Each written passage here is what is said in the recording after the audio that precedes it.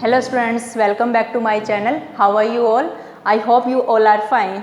As you all know, in previous class we discussed about embryological evidences, and today we are going to start our new topic, that is natural selection. About natural selection you discussed in 10th class also. You have learned something about natural selection. Whenever we discuss about the Charles Darwin, then natural selection terms comes in our mind usually. So we should know about natural selection. क्या होता है, कोई population है, किसी भी species की कोई population है, ठीक है, उस पॉपुलेशन के अंदर वेरिएशंस आती हैं. हमेशा एक जैसी तो वो पॉपुलेशन रहती नहीं है. Some variation comes in that population. और वेरिएशन आने के क्या कारण है? दो कारण है. कौन कौन से दो कारण है? Two reasons. First is sexual reproduction. Sexual reproduction की वजह से जो है वेरिएशन आती हैं. Second reason is mutation. Mutation are sudden changes. If you want to learn about mutation, then you can go to playlist class 12th biology. I'll drop link in description box for the mutation topic. You can learn from there. Okay. So sexual reproduction में क्या होता है? Recombination of characters होता है. Means one male parent and second female parent is there. उनके characters का recombination होता है. Then variation comes. Like your father is having a tall height, but your mother is having short height. Your mother is having fair color but your father is having dark color. But when you grow up, जब तुम्हारा birth हुआ तो तुम्हारे पास एक character father का है, toll height आ गई, और एक कैरेक्टर मदर का है, फेयर कलर आ गया. तो ये होता है रिकॉम्बिनेशन. वेरिएशन आ गई कि पहले तो वो फेयर कलर और शॉर्ट हाइट कैरेक्टर एक इंडिविजुअल में था और टॉल हाइट और डार्क कलर कैरेक्टर एक इंडिविजुअल में था. बट जो न्यू इंडिविजुअल, न्यू बेबी जो बॉर्न हुआ, उसके पास दोनों के कैरेक्टर मिक्स हो गया है. तो इस तरह की वेरिएशन आ जाती है due to sexual reproduction. In case of mutation you can take example of sickle cell anaemia. Sickle cell anaemia ये डिसऑर्डर है, डिजीज है. हमने ये chapter number 5 principle of inheritance and variation में पढ़ा है. तो सडन चेंज अगर किसी वजह से डीएनए में आ जाता है तो इस तरह की म्यूटेशन आ जाते हैं जिसकी वजह से वेरिएशन आती है. ठीक है. अब जो वेरिएशन बेनिफिशियल होती है वो वेरिएशन जनरेशन टू जनरेशन चलती रहती है. Means you can write some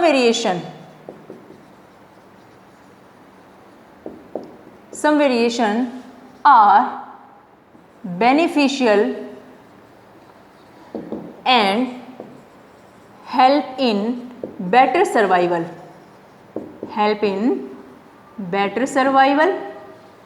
and fitness in given environment.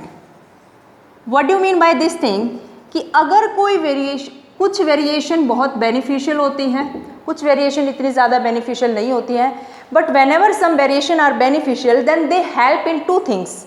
What the two things? Better survival में हेल्प करती हैं और फिटनेस, पूरे तरीके से इंडिविजुअल फिट होता है अगर वो वेरिएशन बेनिफिशियल है किसी भी एनवायरनमेंट में, अगर ऑर्गेनिज्म रह रहा है. हाउ, किसी बेटर सर्वाइवल का मीनिंग क्या है? देखो, एक पर्सन है जिसको सिकल सेल एनीमिया है तो उसको मैरिज करने में प्रॉब्लम होगी. किसी को पता है कि अरे इसको तो डिजीज़ है, तो कोई भी मैरिज करने में हिचकिचाएगा. मेटिंग अपॉर्चुनिटी कम होगी उस पर्सन की. जब मेटिंग अपॉर्चुनिटी कम होगी तो how generation will increase, generation कैसे बढ़ेगी, कैसे वेरिएशन आएंगी. ठीक है. बट एक इंडिविजुअल है जो बहुत अच्छी जॉब पे है, स्मार्ट है, हैंडसम है, एवरीथिंग इज फाइन, किसी तरह की कोई प्रॉब्लम नहीं, तो उसके साथ हर कोई शादी करना चाहेगा, है ना. तो इससे क्या होगा? मेटिंग अपॉर्चुनिटी बढ़ेगी तो बहुत सारी जनरेशन होगी, उसकी जनरेशन होंगी तो उतनी ज़्यादा वेरिएशन भी आएगी. तो वो इंडिविजुअल बेटर सर्वाइवल कर पाएगा, बेटर फिट हो पाएगा एनवायरनमेंट के अंदर. ठीक है. तो नेचुरल सिलेक्शन को हम कैसे डिफाइन करेंगे? How we will define natural selection? It is the process in which variations that are better adapted, जो बहुत अच्छे तरीके से एनवायरनमेंट में, गिवन एनवायरनमेंट में एडेप्ट कर सकती हैं, are passed in next generation, are passed from one generation to next.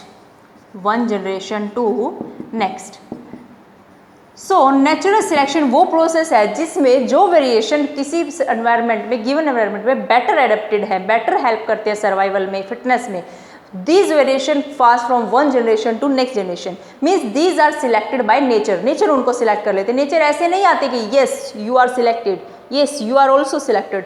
Nature ऐसे नहीं आते हैं like this happen, so natural selection happen. Clear?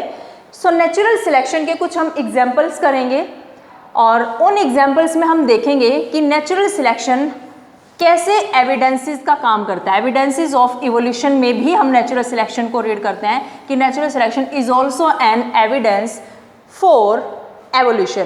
तो how it helps, some examples will take, then will understand it properly. First example, industrial melanism. Industrial melanism. Now what is industrial melanism? तो ये बात है 1850 England की. In 1850 England. ठीक है, मैं दोनों सिचुएशन लिखती हूँ, इसको थोड़ा सर्व करती हूँ, दोनों एक साइड बाय साइड लिख देती हूँ. टू सिचुएशंस आर देयर ना. See, in 1850 in England what was there? उस टाइम पे इंडस्ट्रीज नहीं थी इंग्लैंड में, no industries were there. So ये बात है बिफोर इंडस्ट्रियलाइजेशन की. Before industrialization. अब इंडस्ट्रियलाइजेशन नहीं होगा, इंडस्ट्रीज नहीं होंगी, so no pollution will be there. कोई पोल्यूशन नहीं होगा. और जहाँ पर पोल्यूशन नहीं होता वहाँ पर लाइकन्स बेटर ग्रो करते हैं. What are lichens? These are symbiotic association of fungi and algae. When fungi और algae दोनों friends की तरह रहते हैं, algae उसको nutrition provide करती है, fungi उसको absorption of substances में help करती है. ठीक है, तो lichens की growth बहुत ज़्यादा थी. Plenty of lichens, plenty of lichen growth. किसके ऊपर? On trees. ठीक है, suppose ये कोई tree है. ठीक है, इसके ऊपर बहुत सारे वाइट कलर के लाइकन, सपोज ये वाइट स्पेस मैंने जो छोड़ा है, इसके ऊपर ये बहुत सारे वाइट कलर के लाइकन ग्रो कर रहे हैं. ठीक है, white colour means light coloured lichen यहाँ पर ग्रो कर रहे हैं. अब एक मोथ आता है, दिस इज मोथ. ठीक है, this moth is white winged moth. White wing moth. ठीक है, and it's name is, see it is white winged moth. it lives on this plant. ये इस ट्री पर सपोज ये ऐसे रह रहा है इस तरीके से. ठीक है, बहुत सारे वाइट विंग्ड मोथ इसके ऊपर रहते हैं. इससे क्या होता है कि लाइट जो लाइकन है वो लाइट कलर का है और उसके ऊपर लाइट कलर के ही यानी वाइट विंग्ड जो है मोथ उसके ऊपर रह रहे हैं. So whenever any predator will be there, जब भी कोई प्रीडेटर आएगा, ठीक है, वो प्रीडेटर उसको पहचान नहीं पाएगा उस वाइट विंग मोथ को. वाई? बिकॉज ये बैकग्राउंड भी कैसा है? वाइट है. इसमें लाइट कलर के लाइकन है, वाइट कलर के लाइकन ग्रो कर रहे हैं और उसी के ऊपर वाइट विंग्ड मोथ है, वो भी ग्रो कर रहा है. सो बैकग्राउंड, कॉन्ट्रास्टिंग बैकग्राउंड के साथ वो मोथ जो है प्रीडेटर से बच जाएगा. वो उसको हार्म नहीं करेंगे, कोई भी बर्ड उसको नहीं खाएगी. ठीक है, अच्छा, जो ये लाइकन मोथ है इसका साइंटिफिक नेम है बिस्टन betularia. बिस्टन betularia. It is also known as peppered moth. Peppered moth. Clear? So it will not be spotted by predator. तो इसकी जनरेशन ज़्यादा बढ़ जाएगी, ज़्यादा ग्रो करेंगे. अब जिंदा रहेंगे तभी तो ग्रो करेंगे ना. अब एक और मोथ आता है. One more moth is there. कोई वेरिएशन आई इसके अंदर, तो ये जो है वेरिएंट मोथ है. It is variant dark winged moth. इसके विंग कैसे हैं? डार्क कलर के, डार्क विंग्ड मोथ. और it is also known as melanized moth. Melanin pigment इसके अंदर ज़्यादा है, इसलिए इसको मेलेनाइज्ड मोथ बोल देंगे. तभी ये डार्क कलर का है. ठीक है, अब क्या होता है कि जब ये इस तरह के जो है मोथ आते हैं तो ये डार्क कलर का है. देन अब ये इसके ऊपर आगे बैठ जाएगा तो it will be easily spotted by predator. Predator इसको आसानी से देख लेंगे और इसको खा जाएंगे. तो अब ये जब जिंदा ही न रहेंगे तो इनकी प्रोजेनी कैसे आएगी, इनकी जनरेशन कैसे आएगी? तो इनकी जनरेशन कम हो जाएगी. तो 95% तो वाइट विंग्ड मोथ थे उस टाइम पे और 5% डार्क कलर विंग थे, डार्क विंग्ड मोथ थे. ठीक है, now situation is changed. In 1920s in England when industrialization was there, industrialization हो गया, बहुत सारी इंडस्ट्रीज बन गई एंड यू नो इंडस्ट्रीज में फ्यूल यूज़ हो रहा है, कोल यूज़ हो रहा था उस टाइम पे, इलेक्ट्रिसिटी तो इतनी ज़्यादा नहीं थी, तो कोल वहाँ पे फ्यूल के तौर पे यूज़ हो रहा था। और जब कोल जलता है तो बहुत सारी गैसेस निकलती हैं, a lot of gases, harmful gases, smoke, soot, ये सब निकल रहे थे। ठीक है, तो फिर से ट्री है यहाँ पर, ठीक है, ये ट्री है यहाँ, और इस ट्री पर डू यू थिंक कि यहाँ पर लाइकन ग्रो कर रहे होंगे? अब इस ट्री पर लाइकन ग्रो नहीं करते हैं, क्योंकि lichens are pollution indicators, whenever pollution is there lichen doesn't grow, lichen grow नहीं करते हैं। ठीक है, अब ये जो बार्क है इसका कलर तो है ही ब्राउन, ठीक है, और दूसरी चीज़ एक इंडस्ट्रीज आ गई तो यहाँ पर स्मोक और सूत सब कुछ डिपॉजिट हो गया, तो ये डार्क कलर का बैकग्राउंड हो गया। अब डार्क कलर का बैकग्राउंड होगा तो व्हाट डू यू थिंक, ये व्हाइट विंग जो मोथ है क्या ये इस पर स्पॉट नहीं हो पाएगा? It will be spotted by predator easily, तो ये बहुत इजीली स्पॉट किया जाने लगा, प्रीडेटर इसको जल्दी, बर्ड्स इसको जल्दी खाने लगे, क्योंकि यहाँ पर बैकग्राउंड कैसा हो गया, डार्क कलर का, और ये कैसा है, व्हाइट विंग मोथ। तो इसकी पॉपुलेशन जो है डिक्रीज हो गई और इसकी पॉपुलेशन इंक्रीज हो गई। सो यहाँ पर 95% पॉपुलेशन किसकी हो गई, dark winged moth, and 5% population किसकी रह गई, लाइट या व्हाइट विंग्ड मोथ। ठीक है, now what do you understand by this thing, that as the environment changes, जैसे जैसे एनवायरनमेंट चेंज होता है natural selection take place, nature ने उसको सिलेक्ट कर लिया कि ये बेटर अडेप्ट हो पा रहा है इस एनवायरनमेंट में, तो इसी को सिलेक्ट कर लिया जाए। सिलेक्ट करने का मतलब जब वो मरे जा रहे थे सारे व्हाइट विंग, तो वो अपनी प्रोजेनी कैसे बढ़ा पाएंगे, और जब प्रोजेनी नहीं बढ़ा पाएंगे तो कैसे उनमें वेरिएशन आएगी, और डार्क विंग अपनी प्रोजेनी बढ़ा पा रहे थे, वो जिंदा रह पा रहे थे, तो उनमें वेरिएशन आ रही थी। So nature selected this, whenever changes in environment takes place, nature select the things, nature selection takes place and finally evolution takes place. So these are evidences of evolution, जो ये बताते हैं कि certainly evolution was there. Okay, next thing what happen, अब coal जो fuel था उसकी जगह भी इलेक्ट्रिसिटी यूज़ की जाने लगी।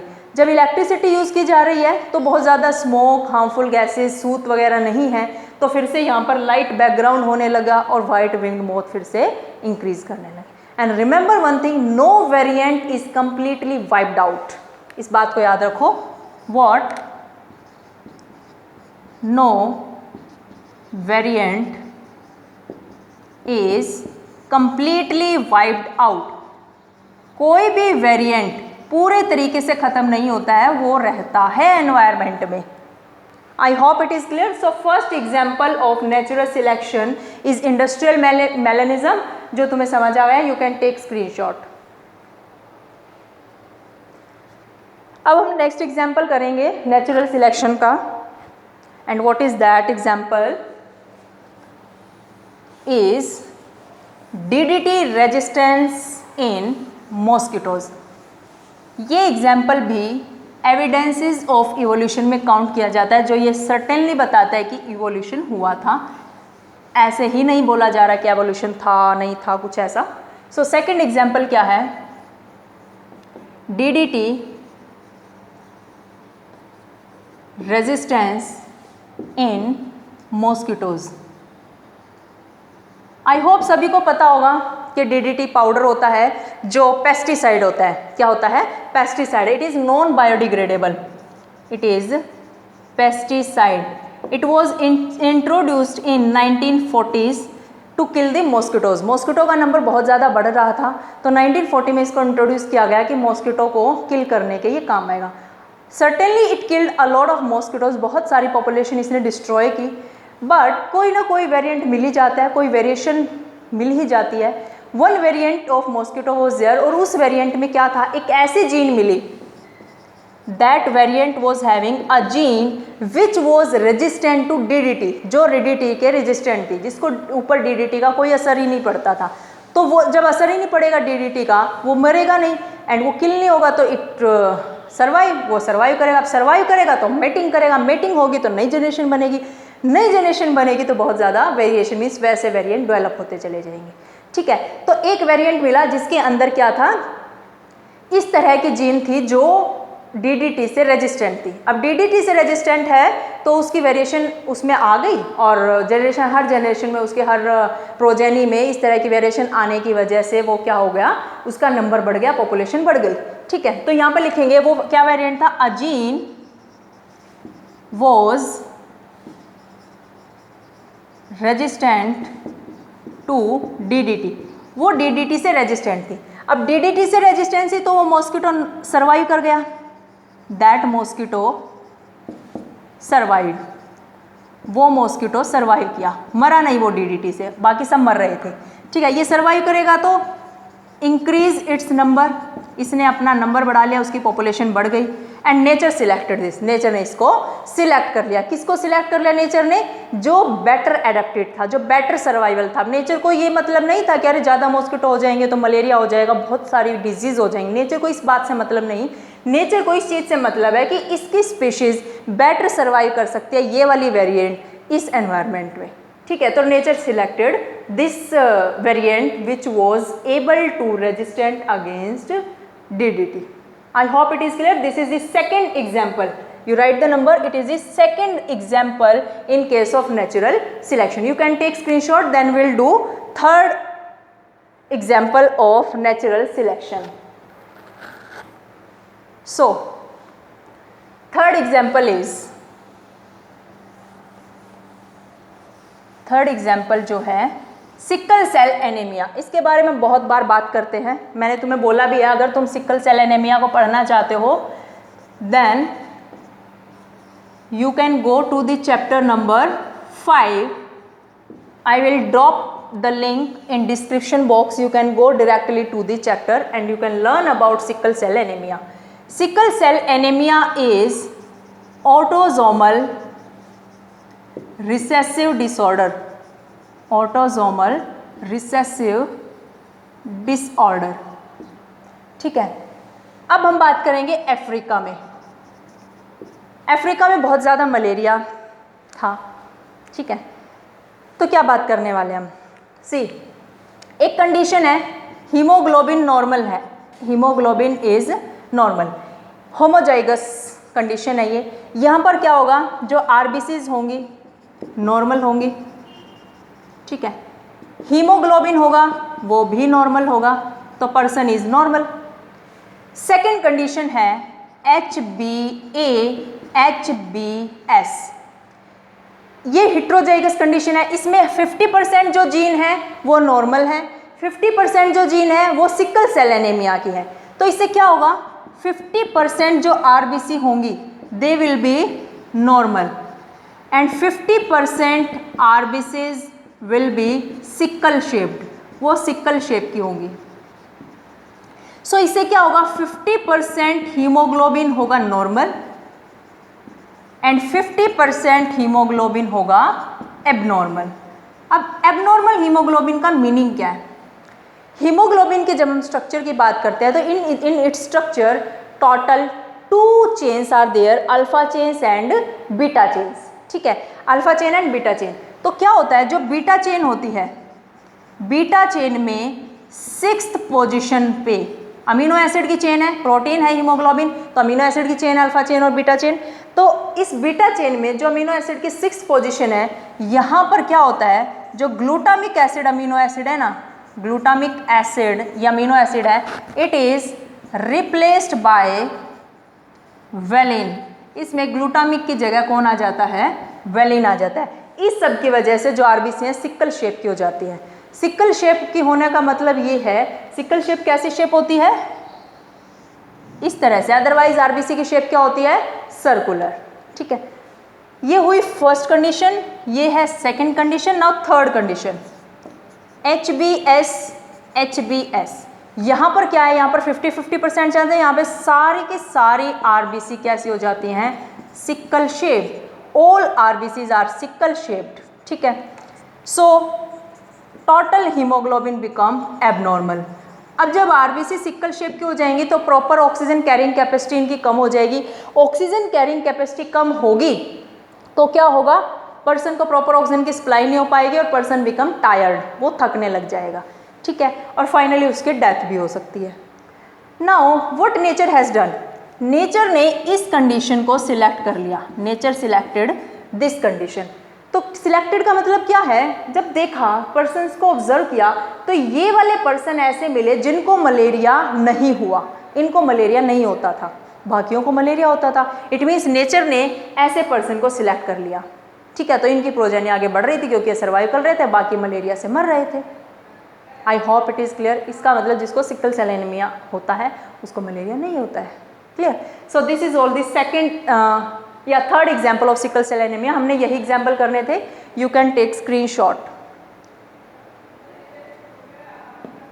ओके, नाउ अब जब नेचर सब कुछ कर देती है ना, तो ह्यूमन का नेचर ये है कि नेचर की कॉपी करता है ना।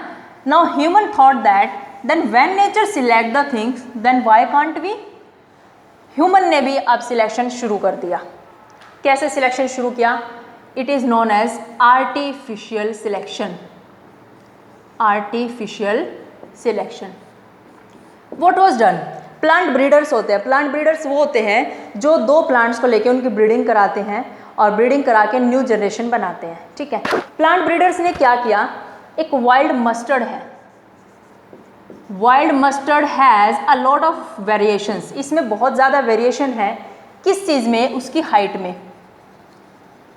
Variations in height. इसकी हाइट में बहुत वेरिएशन है। मीन्स कोई बहुत लंबा प्लांट है, बहुत छोटा है, कोई नॉर्मल साइज़ का प्लांट है, ठीक है।